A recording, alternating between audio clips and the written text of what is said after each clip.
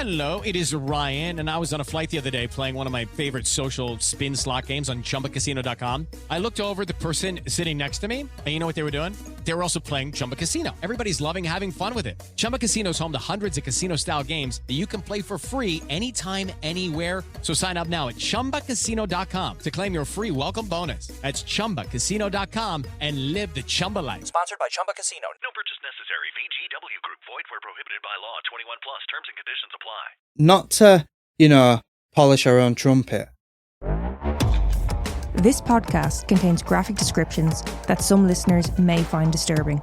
Listener discretion is advised. Now, with that being said, welcome to the Mortal Musings podcast. Right, let's do this.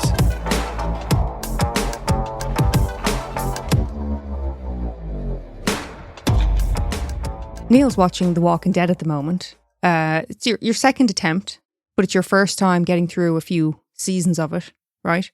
Yeah, I'm on 4. No. You just finished 3, didn't you? Because you were giving out about the finale of that. You were getting very upset. Yeah, I'm on 4. Yeah, so anyway, Neil was watching The Walking Dead the other day, and I just turned to him and said, if I got infected, it's a zombie apocalypse and all that. That's for context, not just infected with anything. If I got infected and you had to essentially put me down because of it, would you be able to? And he went, easily. That's how quick. Hardly got the words out, and he was like, easily. Try me. It's like when you get wives asking their husband, if you was get offered 10 million to kick me as hard as you can in the face, would you? And it's like, I'd do it for 10 grand. This is because it was when you're watching the scene of your man and he sees his wife and he's trying to shoot, but it's his wife, and he's struggling to pull the trigger. Oh, in the first episode? Yeah. Yeah.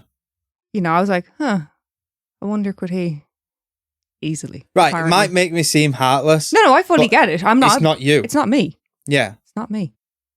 It's just my shell. Yeah. Yeah. No, I get it. I just thought it was hilarious because it was easily. Basically, you leaned in real close to that mic. Easily. Yeah. And it's like, try me. Won't even blink an eye. You were so comfortable. You had thought about it. You'd prepared for this. Yeah. I have had people saying to me, like, how have you gone so long without not watching it? And it's like, I don't know. I really don't know. Well, I watched it years ago. Never finished it. Ended up dropping off. Everyone with The Walking Dead drops off at some point. There is, if you've watched it, let us know when your drop off point was. I think even the people who did power through, but that's exactly what they're powering through the bad times, Yeah. It gets a bit, it's like with any TV series, if you just Google, like, I didn't want any spoilers, but I Googled which season is classed as the worst for Walking Dead. Mm-hmm. This is the first time I've seen it where they're like 7, 8, and 10. It's like, that's 3 seasons. Yeah. It's usually like, with Sons of Anarchy, season 3. Mm-hmm. Done. That's it. Yeah, like Friends is one that, sticks out in my mind. I've watched all the seasons loads of times. Yeah. But I actually don't really give a fuck about any of the seasons after 3. 1 is the best, 2 is good, 3's all right, and then after that it's like, what are we doing here, lads? Yeah, for me it was as soon as Chandler and Monica were at it, I'm done. As soon as they went, this isn't like an anti-British thing, but as soon as they went to the UK, I was like, what's going on with this show? Well, that's when Chandler and Monica started going at it. I know, but I'm just saying, like, the whole London thing was just fucking annoying. I couldn't be dealing with it. I did appreciate, what's her name? From Absolutely Fabulous, who was in it. What the fuck's her name? Jennifer Saunders. Yeah. Do you know when they walk in, like, oh, it's like a fairy tale? She's like, no, horrible, isn't it? I quote that all the fucking time. She had so few lines compared to the rest of the cast, and she was the best, hands down. Yeah. Even Kath and Kim, I love that show. And they didn't run it for too long, knowing that it's gonna, you don't want it to fucking expire. Well, this is right. And fuck you, Kim. It's a great show. I didn't know much about Walking Dead, but the bit what is worrying me is So when I first saw 11 seasons, I was like, fucking hell. Didn't realise there were 11 seasons. What have you got yourself into? Yeah, your turn. What? What have you got yourself into? Yeah. And then I see Fear of the Walking Dead. And then I think there's Legends of the Walking Dead. And then there's The Walking Dead fucking... The after show one they did. No, they do one, it's like Walking Dead Origins. There's fucking loads. Also the video game as well. That's good though. I'm not on about the games. I'm on about all the different TV shows. No, I'm just saying it's a whole universe surrounding it. Yeah, no wonder it fucking died out. Just throwing it in people's faces, like ramming it down the throat. Coral. You did get that out of it though. I don't think I've heard that yet. Oh. Okay, you've got that to come. Yeah, didn't you say that's from Fower? I haven't watched it for years. I can't fucking remember. But God love the Patreon member that will eventually sign up with the name Carl at some point. Well, we're hoping for that anyway. Yeah. What do you reckon about a good 30, 40 seconds of screaming Carl down the mic? I've never met a Carl who wasn't an arsehole, actually. That's another name. They're always a dick. No, when I was a kid growing up, my best friend at school was Carl. Have you seen him in more recent years? No. Could be at this stage. So we got a review this week, Mm-hmm. which I wanted to tell you and read out on the podcast because I thought it's one of the most perfect descriptions of this podcast. So the review is from FatGirl84, Mm-hmm.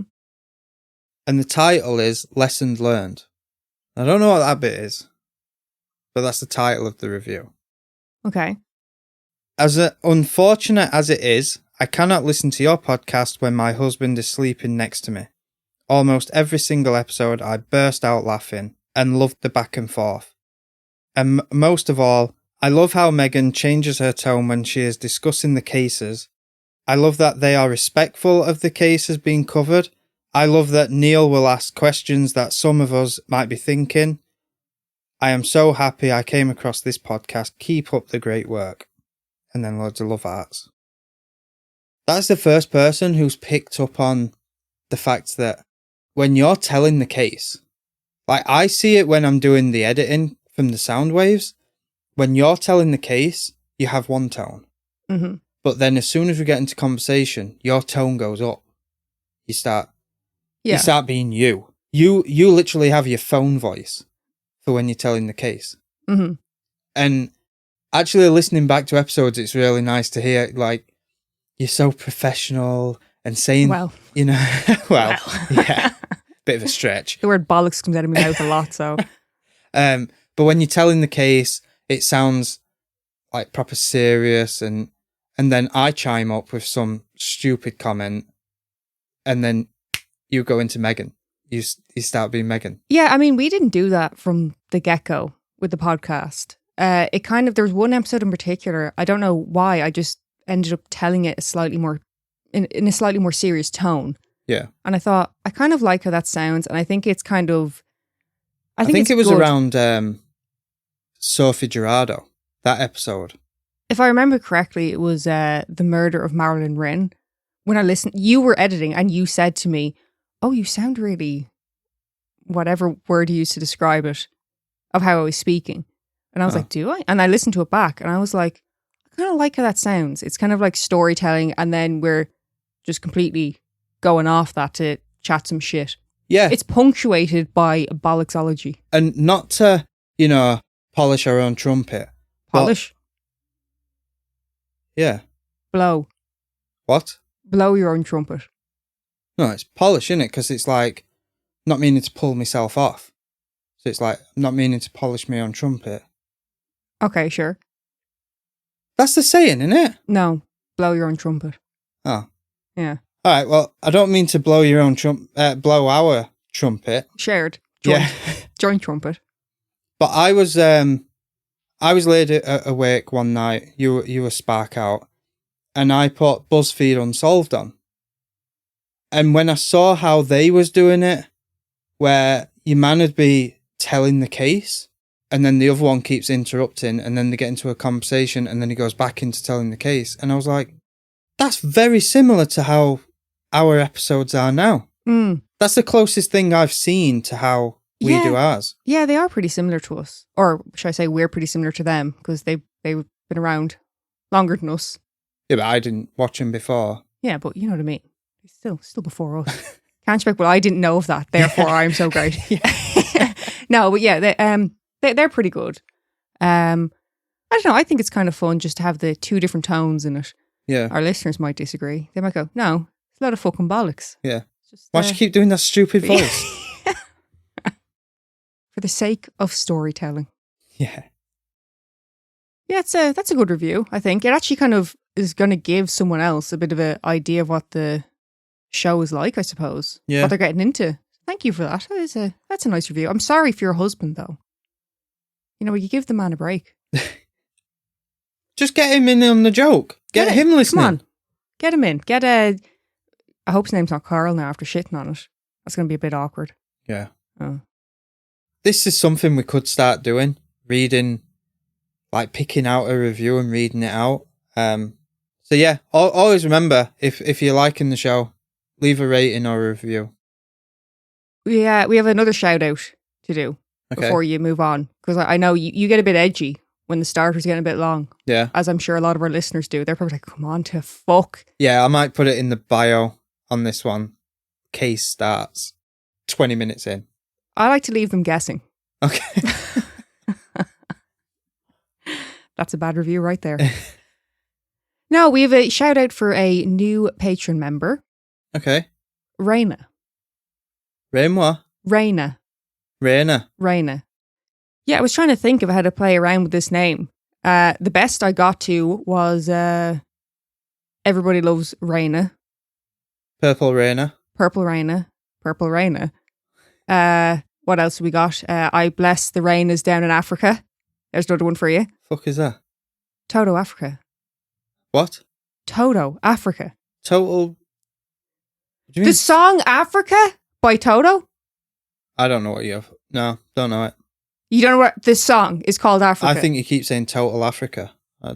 Toto's the group. That's the band. Right. Africa's the song. Are they from Africa? What are we doing here, Neil? Raina. It's hard to hold a candle in the cold November raina.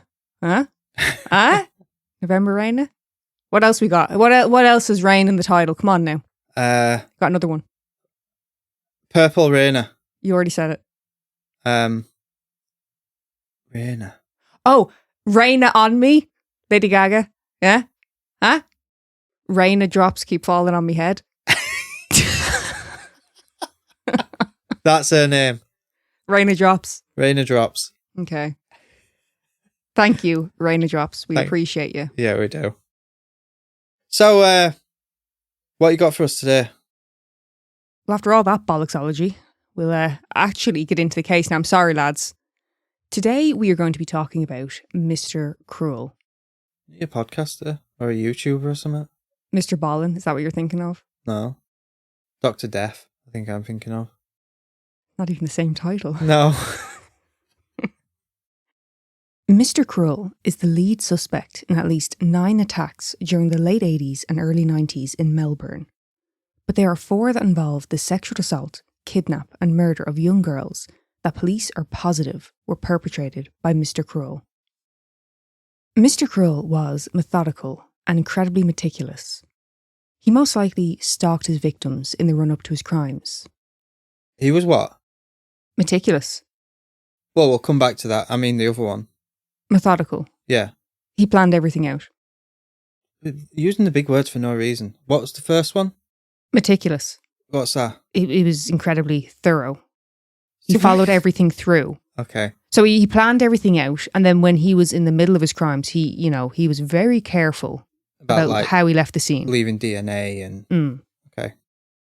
His crimes were responsible for the largest police investigation and manhunt that Australia had ever seen. See, Australia's not really known for, like, serial killers and stuff. Are they? Oh, they have a few. Oh, do they? Australia have some pretty well known and I'd say fairly brutal cases. All right. It's just not. You always think America.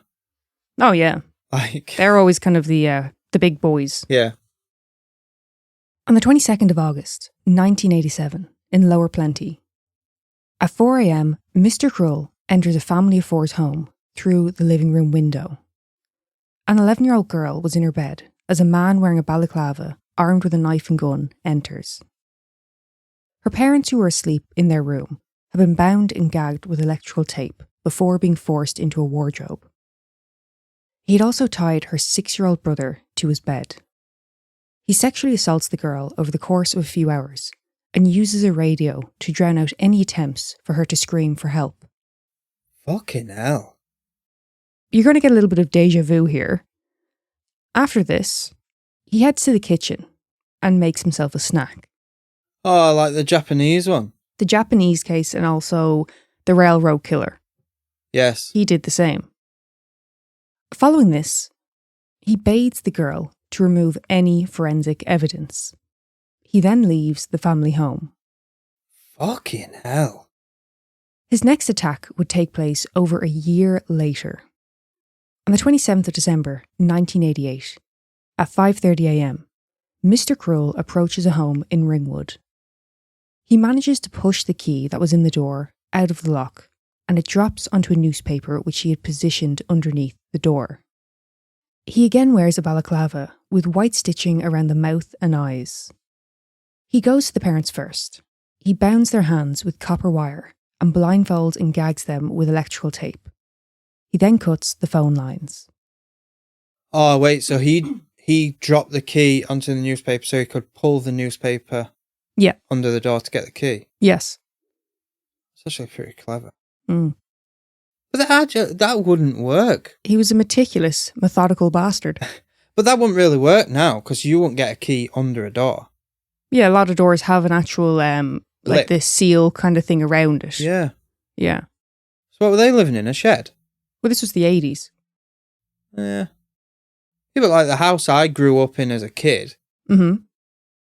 I think that was built in the 60s. And you wouldn't have been able to pull a key on the... It's very strange. To have a gap that much, that's letting heat out, that. Well, you're absolutely right. Actually, that is something to consider. That's why I'm here. He makes his way to their 10-year-old daughter's room. And this time, he takes her out of the family home.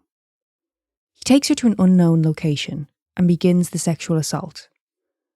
This girl was held by Mr. Krull for 18 hours. So, a horrifying level of escalation to not keep his crimes contained to one location. And given the time of day, it wasn't that early. There was every chance of people already being up and out, on their way to work or out for a walk or a run. Yeah. That's quite terrifying to me. And they wouldn't link it to the other crime because there's a year apart and one was in the house and one was out. And for a longer period of time. At around midnight, a woman spots the young girl walking down the street. Mr. Krull had dropped her by a high school in the Bayswater area near an electrical substation, not too far from her home where she had been taken. She was clothed in bin bags, and she had been bathed. He had also made the girl brush her teeth. 3rd of July 1990 in Canterbury, a year and a half later. A 15 and 13-year-old are home alone while their parents attend a party. At 11:30 p.m, the girls are awoke by Mr. Krull standing in their room. Fuck that. He's armed with a knife, and he ties up the older of the two girls. He then tells the 13-year-old girl to get her school uniform. He cuts the phone lines and leaves the 15-year-old in the home and abducts the 13-year-old. During this ordeal, the 13-year-old girl was held for 50 hours and sexually assaulted repeatedly. Fucking hell. So each time it's escalating. He's getting more brave with the time frame. Yeah. He's living up to his surname, isn't he? So after the 50 hours, when he releases her, he leaves her only a few kilometres from the family's home, still bound and blindfolded, and right by another electrical substation. On the 13th of April, 1991, in Templestowe. 13-year-old Carmen Chan is at home babysitting her 2 younger sisters. She does so as her parents Phyllis and John are at work in one of their restaurants located just 10 minutes away. Now, their house is fairly secure on first impression. They have an electric gate and the property is surrounded by a 2-metre-high fence.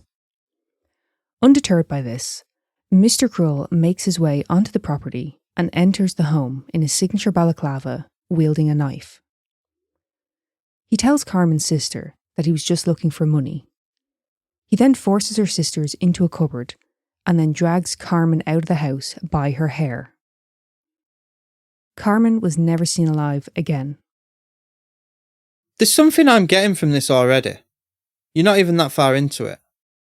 He's obviously studying these houses before. Because the look of him getting out all these houses with no parents in them. Mm-hmm. So that's what I said at the start. You know, he planned everything out.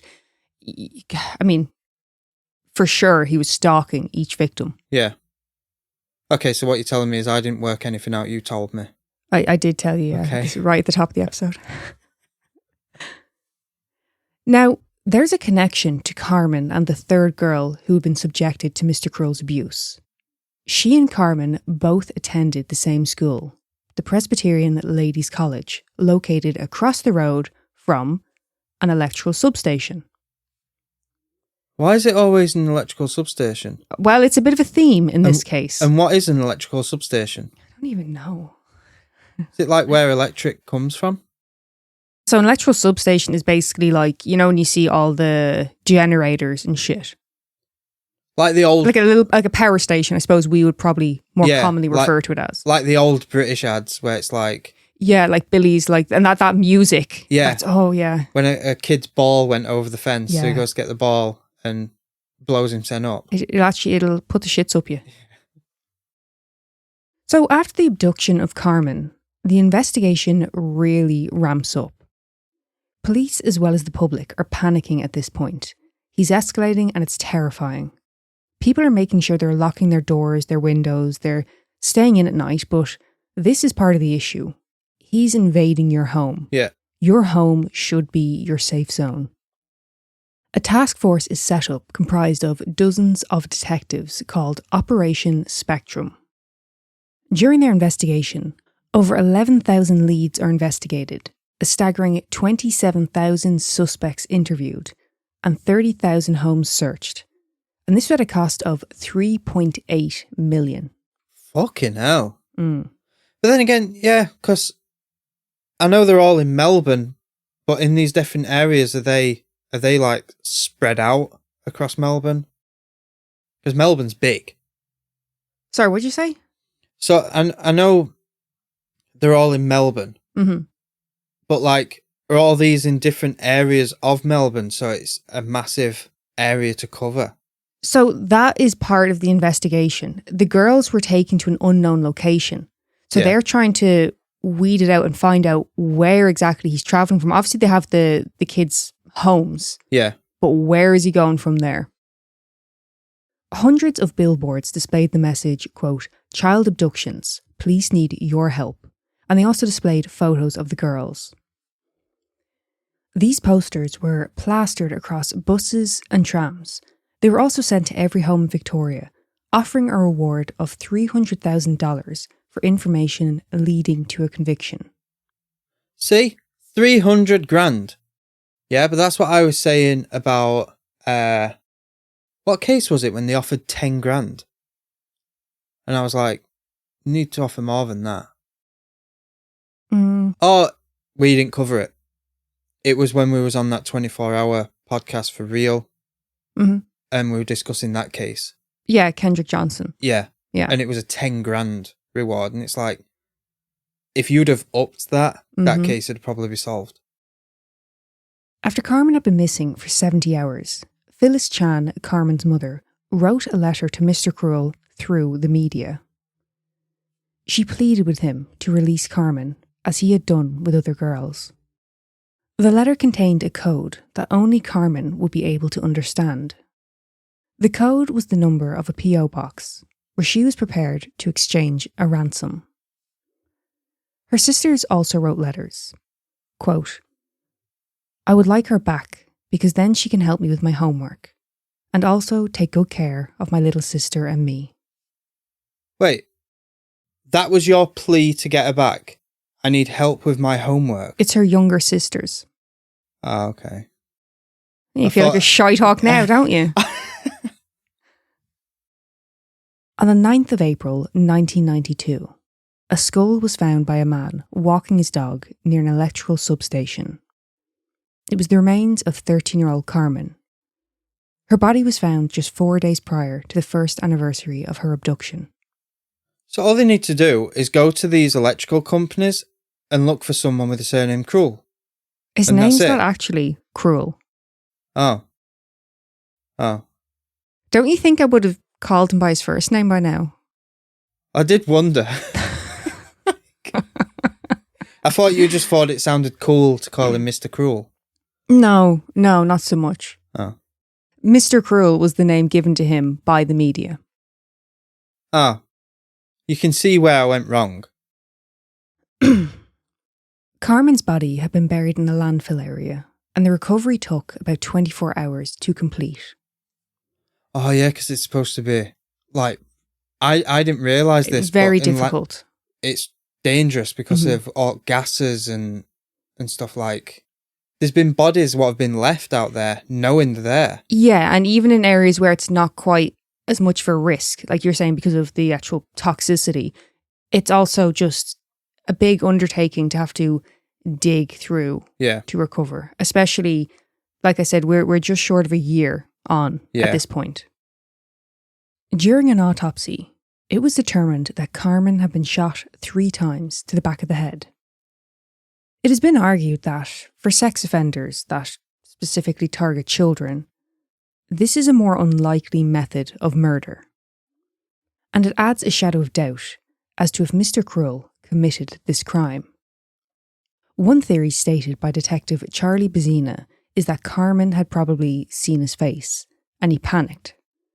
Remember, Mr. Cruel is incredibly thorough and this would have had him absolutely shook. Yeah, I was just about to say, I think the reason why she's dead is she saw him. She knows who it is. Well, again, if we're going with this theory and she's seen his face, she's ruined his plans. Yeah. And not only may he have killed her to protect his identity, but there's also an element of overkill. 3 shots to the back of the head. Could this be down to him feeling as though he had lost control over the situation? Now, not everyone is convinced by this theory, but he has also escalated in each subsequent attack. So is it that hard to believe? Yeah, because even the length of time. Mm-hmm.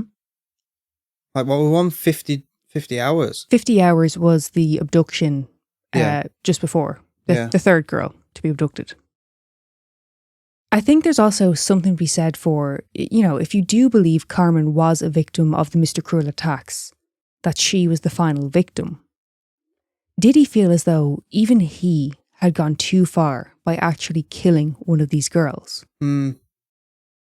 Was he distraught at what he had done, or possibly devastated that this hadn't panned out and had ruined his meticulous planning? In his mind, his twisted fantasy is over, it's broken. Yeah. Now, although the location is unknown, the second girl to be subjected to Mr. Cruel's attack did remember the sound of airplanes, specifically the sound of them landing. Given this and the distance she estimated they had travelled, they were able to determine the location being adjacent to Tullamarine Airport. With this, they narrowed down Mr. Cruel's safe house to the northeast of Melbourne. She was also able to recall the bathroom. The basin was either wall-mounted or on a pedestal, and the shower had sliding glass doors with a separate bath. She also noted that his car sounded like an older model. Now, I don't think there's any reason to be slagging him off for having an older car. We can't all afford a 2.5 plate. During the 3rd attack, while being held by Mr. Cruel, this girl also hears the sound of airplanes. She recalls having heard between 7 and 9 planes landing before 10 a.m. that morning. With further information as to the flights, they believe that his location is southern to the flight path. They were able to determine this based on wind patterns and how the sound would travel for them to be able to describe the sound so distinctly. Both of the girls who had been taken to a different location also said that they had been tied to a bed.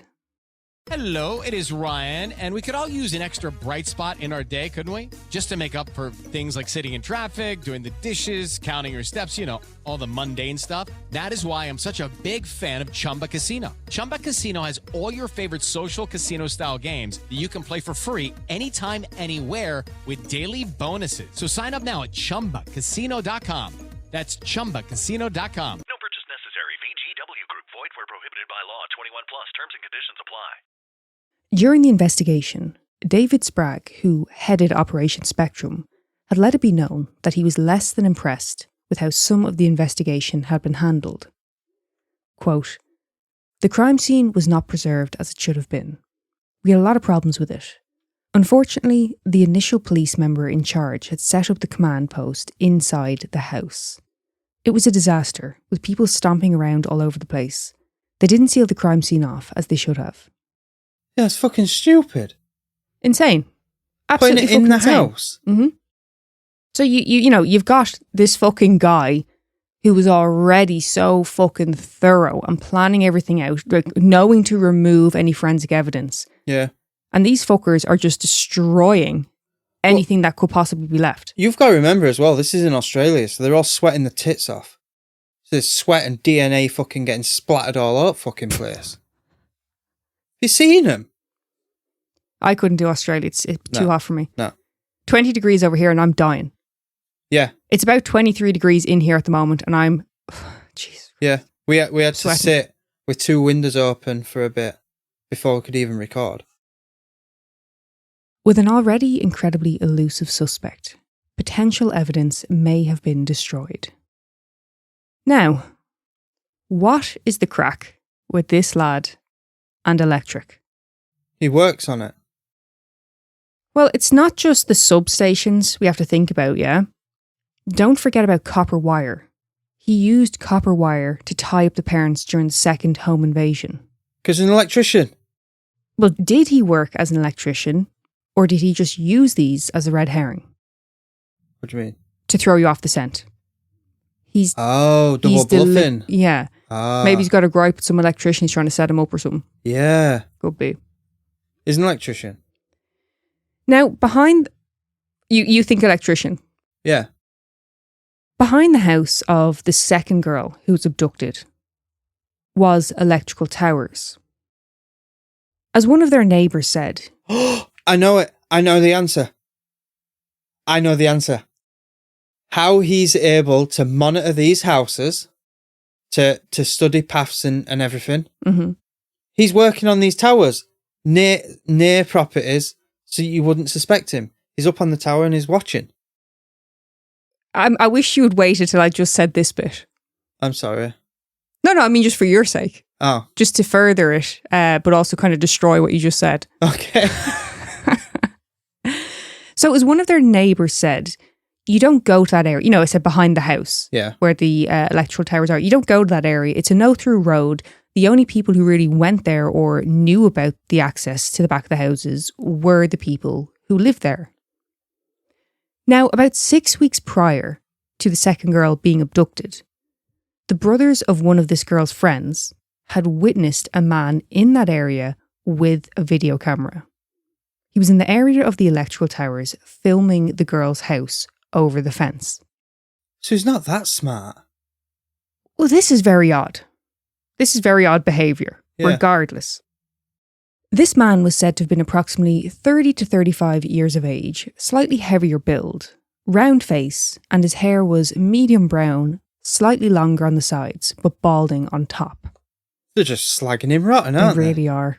So he's fat with a round head and he's balding. Who's Mr. Cruel now? And I'm sorry, but how the hell do you say that? Oh, looks between 30 and 35. I'm 36. I've had people guess I'm 18. I've had people say mid-20s is what I usually get. Mhm. So Well, I obviously I don't know. I wasn't there, didn't see him arsing about the gaff. But you also have to factor in it was like kids saying that. yeah. I feel like kids are going to look at someone who's, 30 and they could be 45 to them. Yeah. Or so, that kind of, like I've heard kids say that a lot. It's like, what age are you? Yeah. But anyway, there was some fella there with a video camera, very fat concerned. guy with a round head. Balding on the top. Don't forget that. Yeah. As he notices the boys, it was said that he appeared shocked. He'd been startled in the middle of whatever he was doing. So again, not great. So it's highly likely that this was a Mr. Crow sighting. But if it wasn't, I'm not hugely surprised. This guy's going to be shook over getting caught. He was, just at least a dirty pervert peeping over someone's fence. Yeah. Yeah. It doesn't necessarily mean it's Mr. Crow, but either way, it's not fucking great. Now, as far as the electrical connection goes, you think electrician. Yeah. I personally think it's a misdirection. With how meticulous he was, it doesn't make sense to me for him to leave a glaringly obvious connection to his job or interest or, whatever it may have been. There was also 5 other girls attacked previously to the ones undoubtedly linked to him. One being a 14-year-old girl who was abducted in 1985. She was taken from her home and assaulted by a man wearing a balaclava and carrying a knife. She was then released near, you guessed it, an electrical substation. And he'd be like in his 20s then, if it's the guy with the camera. No, so that was just a couple years prior.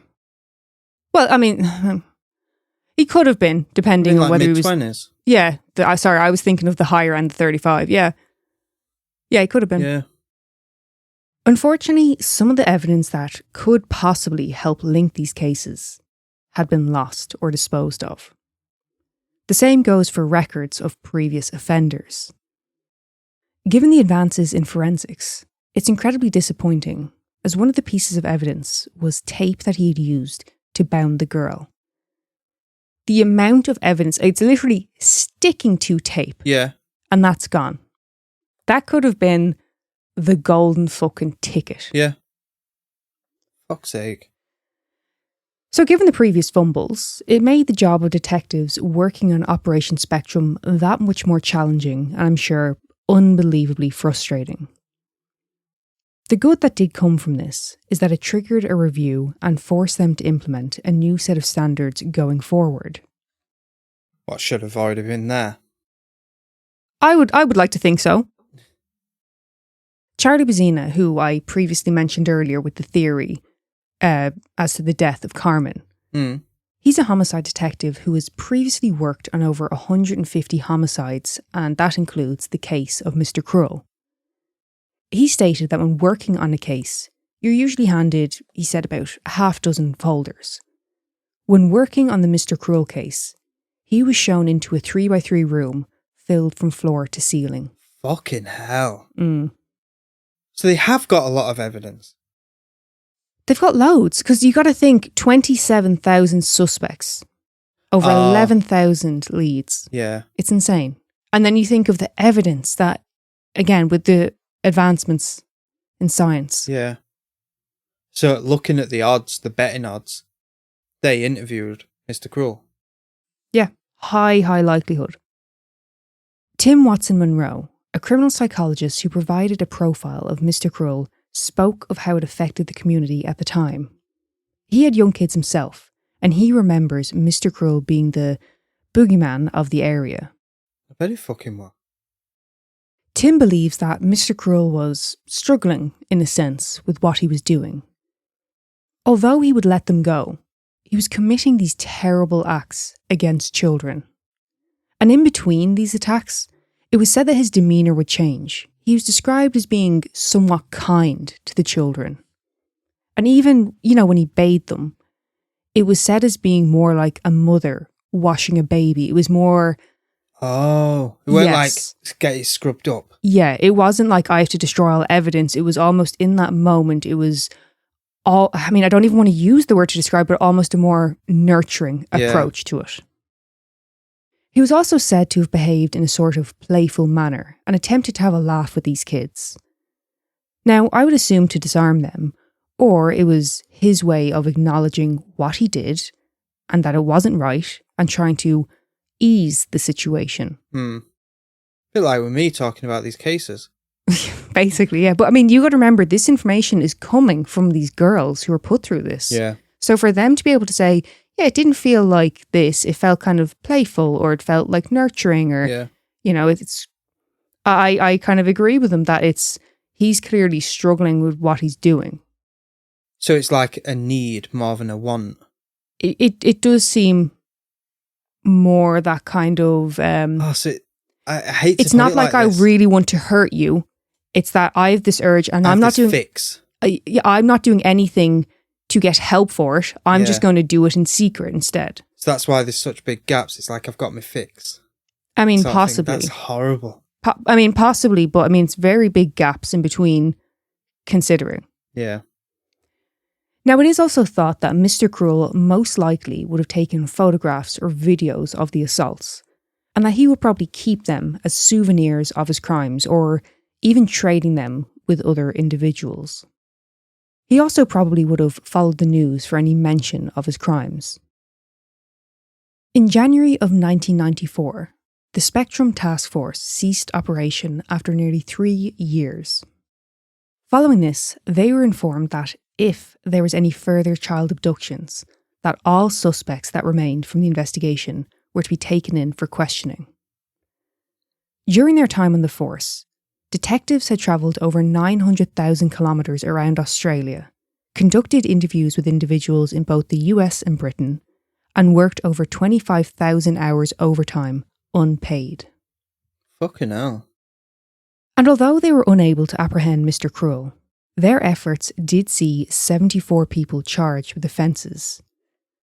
These included sexual assault, incest, blackmail, possession of firearms, making obscene phone calls, threats to kill, attempted bestiality, and possession of child pornography.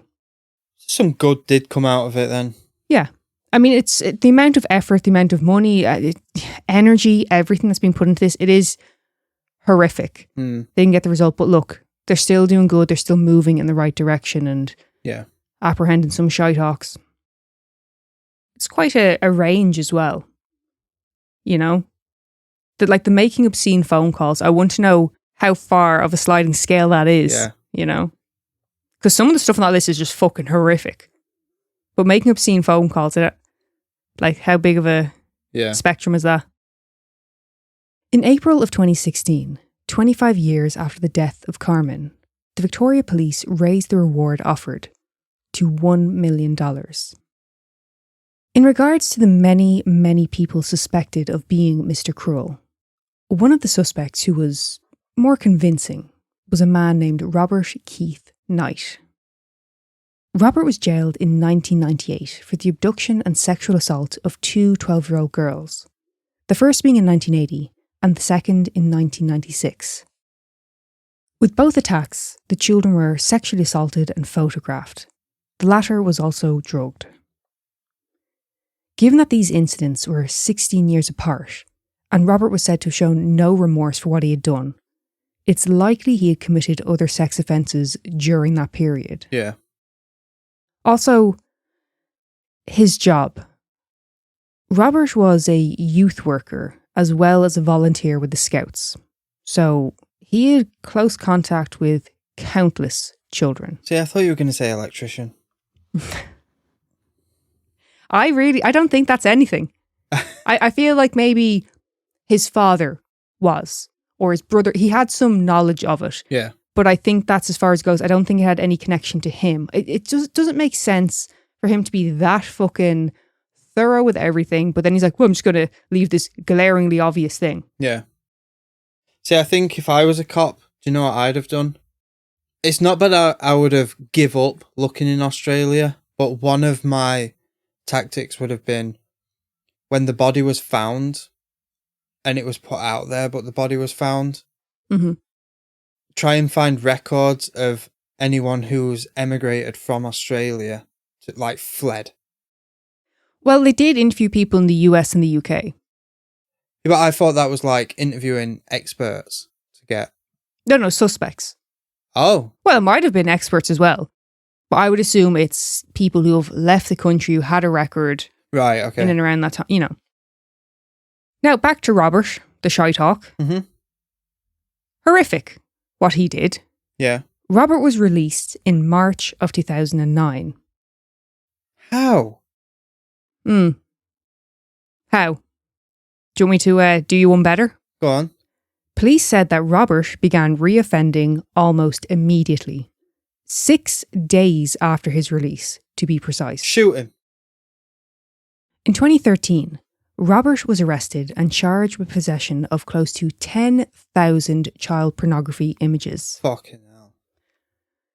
While being held, Robert, at the age of 62, died by suicide after jumping from the upper tier of his prison unit.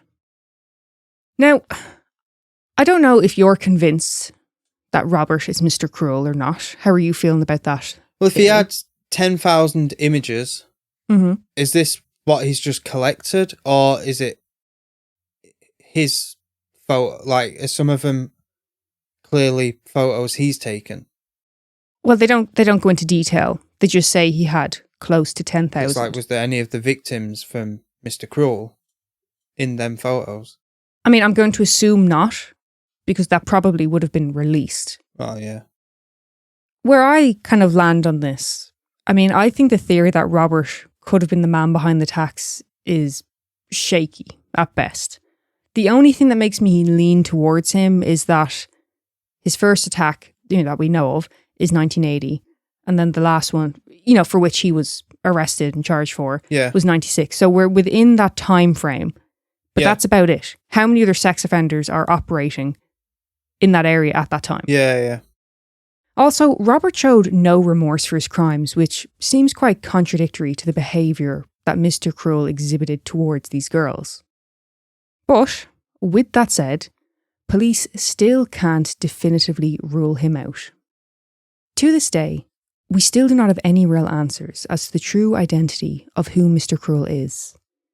Is he still alive? Is he in prison for other offences?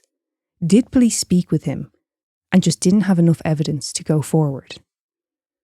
If the theory involving the death of Carmen is to be believed, that he lost control, could he have taken his life following his botched abduction that ended in murder? Sadly for these young girls and their families, we may never know. And that is the case of Mr. Cruel. So, do the police know if they'd interviewed him in the investigation for Mr. Cruel?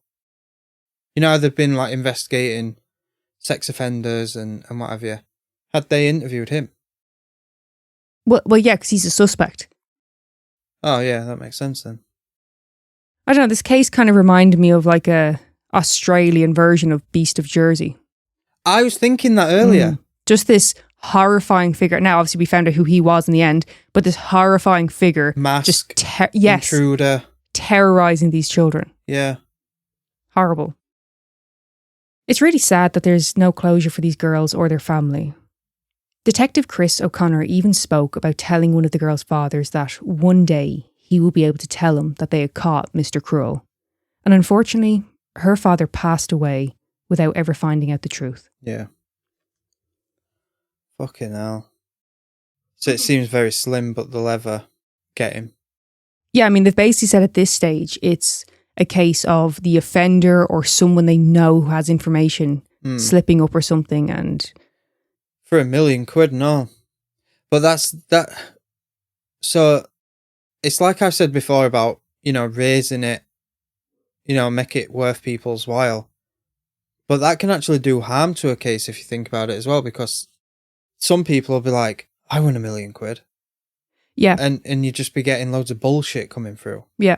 Well, yeah, that is the thing. It's a massive, massive concern. There's no right or wrong, really, is there? No. It's just a shit show all around. But it's a terrifying case. Even the name is kind of, I don't know why they picked that name. It's very scary to a kid, I think. Mr. Cruel. Yeah. I don't like that. Yeah, the media loves to do stuff like that. Like, It's the Mr. thing. that's why I thought it was his name. Fuck's sake. Well, I mean, when you get names like, the Butcher of something or the Vampire of... The Ripper. Yeah, the Ripper, fucking Night Stalker, all this shit. And then Mr. Cruel is kind of... It's not so much scary as it is so intensely creepy. Yeah. I don't like it. Yeah. No, not about it. I can't believe it took that for people to lock the fucking doors. Lock your doors. I mean, like years ago, people weren't as quick to do it though, were they? But the problem is with this, that is the area he's targeting. Leave your fucking windows wide open, lock him down. He's still trying to get into your home. He's still stalked you and monitored your property to find out the best way in. Like that whole thing of knocking the key out and putting on the to land on the paper and drag it out. It's so simple, but it's just the forethought with that. Nah, fuck that. Fuck this guy. What are your thoughts anyway? Do you think he's probably in prison for something else? Do you think maybe he's dead by now? What do you reckon? I think it might be him. You think Robert Keith Knight? Who killed himself.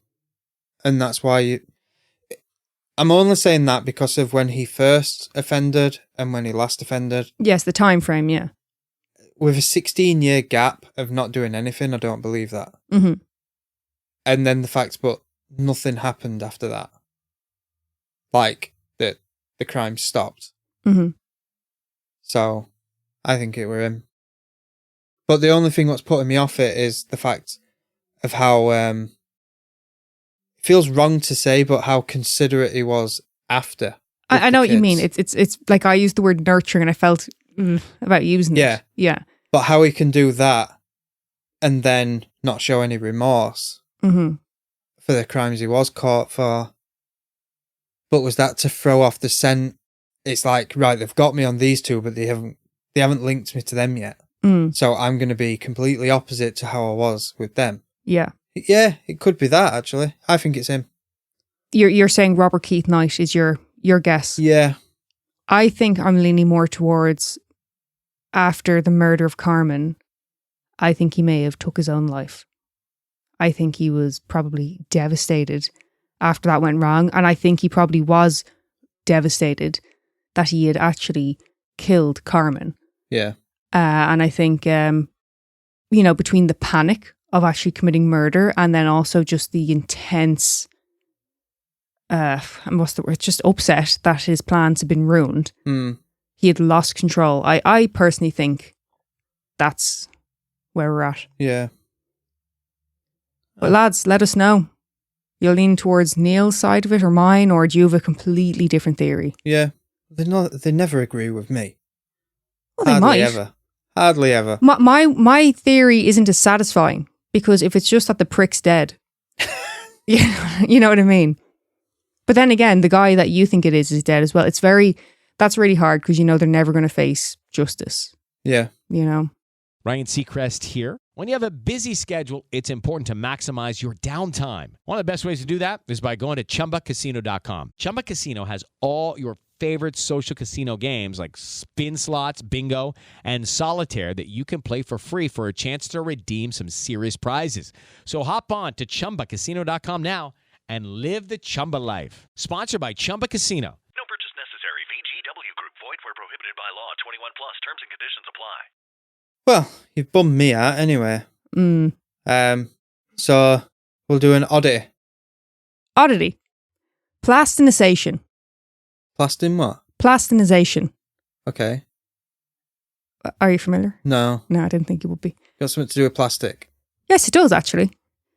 So, plastination, first developed in 1977, plastination is a method used to preserve a body by removing fluids and fats and replacing them with plastics, specifically for education and training purposes.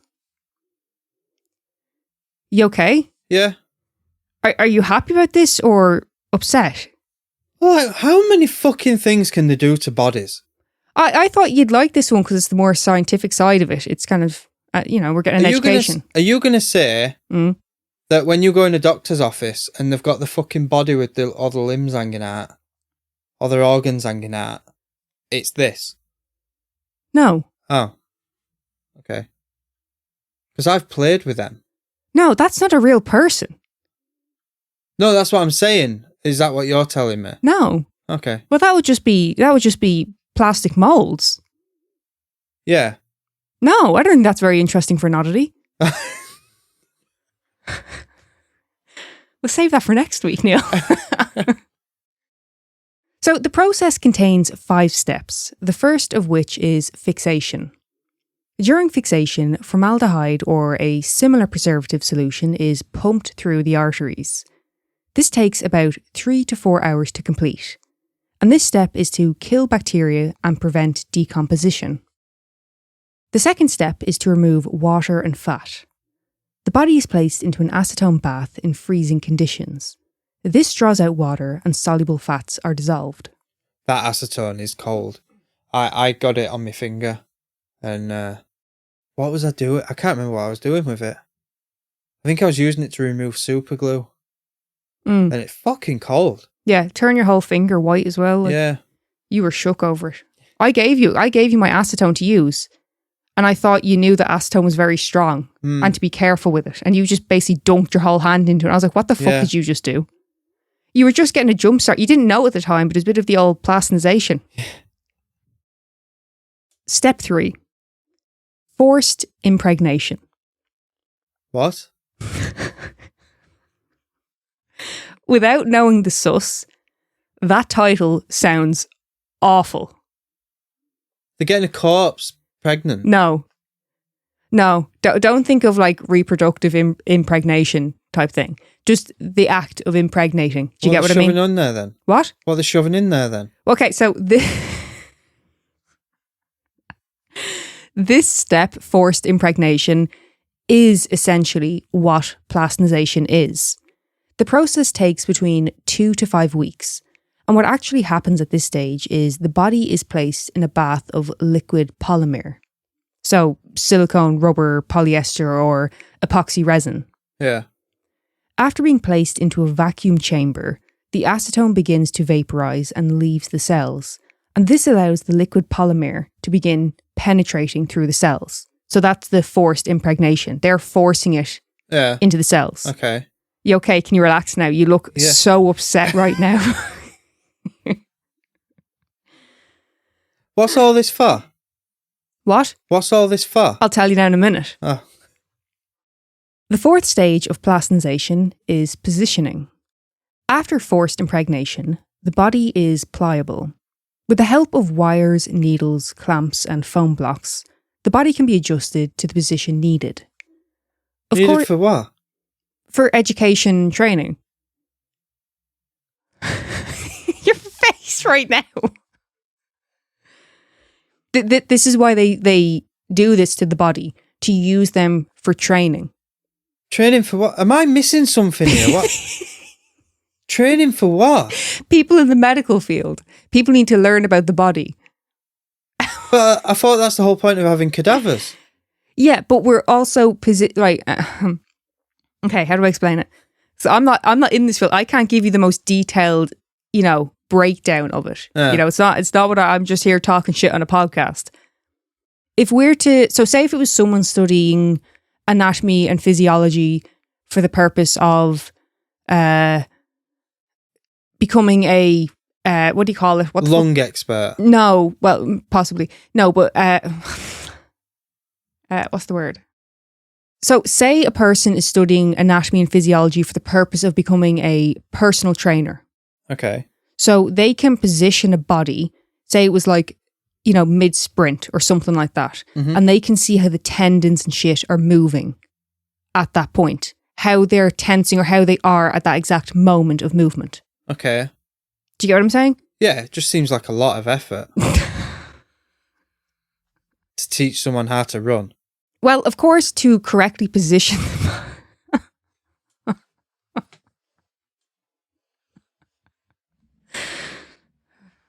Did you know this one was going to be triggering? I didn't even think it.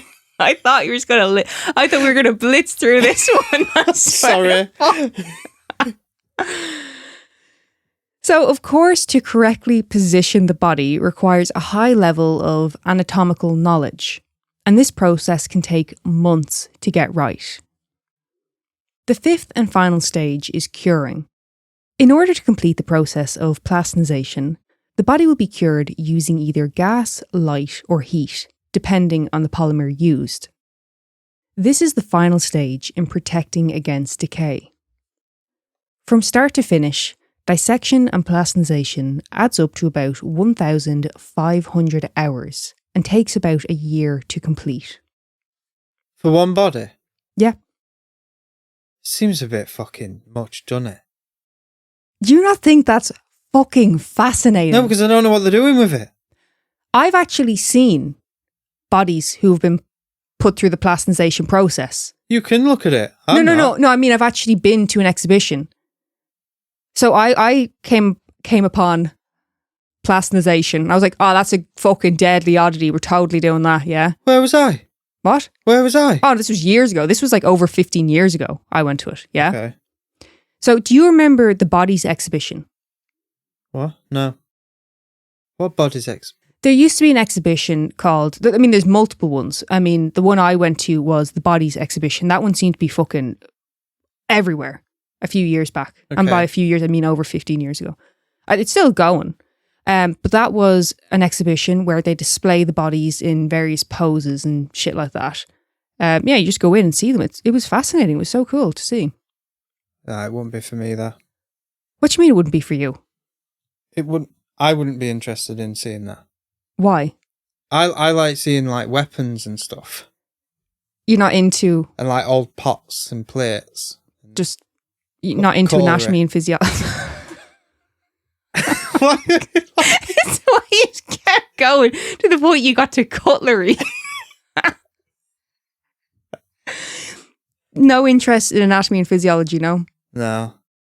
No, I don't What about when you were doing boxing? If you were still in the midst of boxing, do you think you would have found it more interesting, or you just don't give a fuck how your body works as long as it gets you from A to B? So like, about like twisting your ankle, like rolling your ankle, it's hard to... I've shown you, it's hard to describe over a mic. Yeah, we'll try it.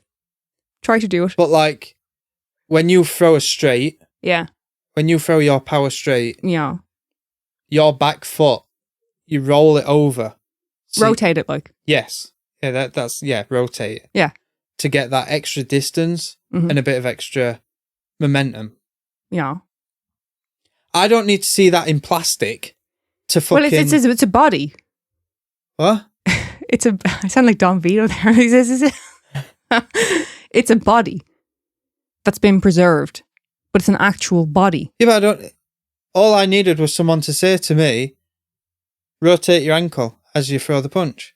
No, but you can see inside, you can see the muscles and tendons and the arteries and shit. I don't need to see... Why you sound like Don Vito now. I really... I don't know who the fuck that is. From Viva La Bam.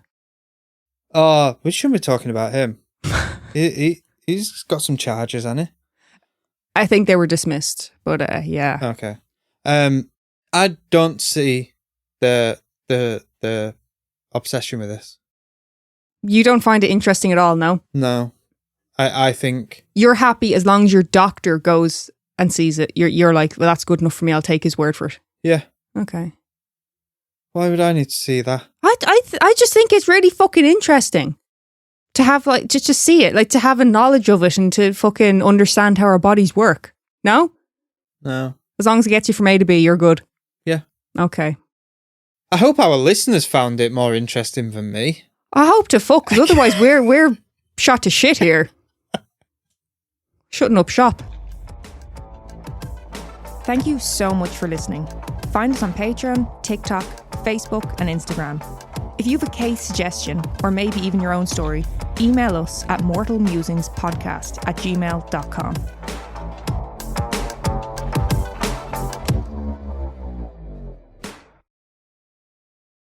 Step into the world of power, loyalty, and luck. I'm gonna make him an offer he can't refuse. With family, cannolis, and spins mean everything. Now, you wanna get mixed up in the family business. Introducing The Godfather at ChumbaCasino.com. Test your luck in the shadowy world of The Godfather slot. Someday, I will call upon you to do a service for me. Play The Godfather now at ChumbaCasino.com. Welcome to the family. No